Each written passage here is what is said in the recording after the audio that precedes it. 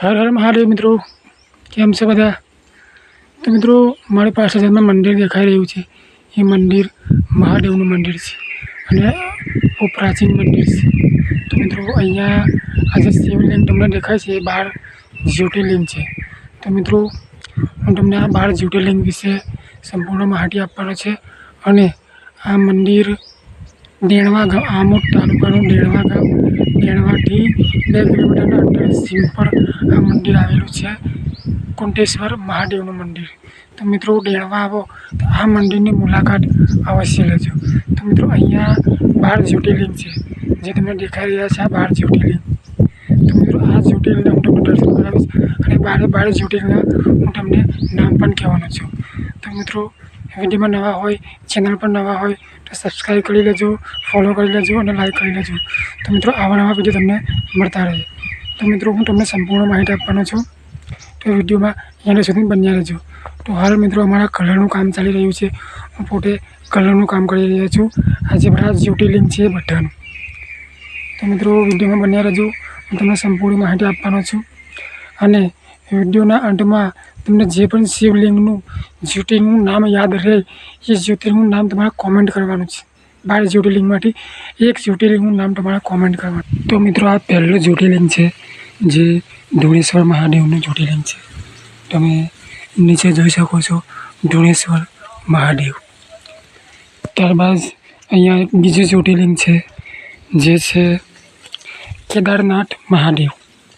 તમે નીચે જોઈ શકો છો કેદારનાથ મહાદેવ. ત્યારબાદ આ ત્રીજું જ્યોતિર્લિંગ છે જે છે ત્રંબકેશ્વર મહાદેવ. તમે જોઈ શકો છો ત્રંબકેશ્વર મહાદેવ. ત્યારબાદ મિત્રો આ ચોથું જ્યોતિર્લિંગ છે, તમે જોઈ શકો છો આ છે કાશી વિશ્વનાથ મહાદેવ. ત્યારબાદ આ પાંચમું જ્યોતિર્લિંગ છે, તમે જોઈ શકો છો આ છે નાગેશ્વર મહાદેવ. તો મિત્રો આ છઠ્ઠું જ્યોતિર્લિંગ છે જે છે રામેશ્વર મહાદેવ. તમે જોઈ શકો છો. ત્યારબાદ મિત્રો આ 7મું જ્યોતિર્લિંગ છે જે ભીમાશંકર મહાદેવ. તમે જોઈ શકો છો ભીમાશંકર મહાદેવ. ત્યારબાદ મિત્રો આ 8મું જ્યોતિર્લિંગ છે જે છે વૈજનાથ મહાદેવ. વૈજનાથ મહાદેવ. ત્યારબાદ મિત્રો આ 9મું જ્યોતિર્લિંગ છે, તમે જોઈ શકો છો એમનું નામ છે મમલેશ્વર મહાદેવ. તો આ છે મમલેશ્વર મહાદેવ.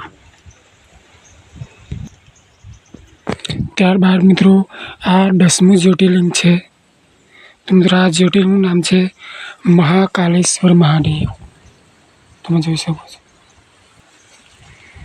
ત્યારબાદ આ 11મું જ્યોતિર્લિંગ છે મલ્લિકાર્જુન મહાદેવ. તમે જોઈ શકો.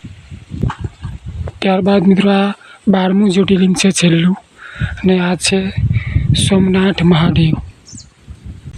તો મિત્રો વિડીયો ગમ્યો હોય તો લાઈક, કોમેન્ટ અને શેર કરી દેજો, અને કોમેન્ટમાં હર હર મહાદેવ લખી દેજો.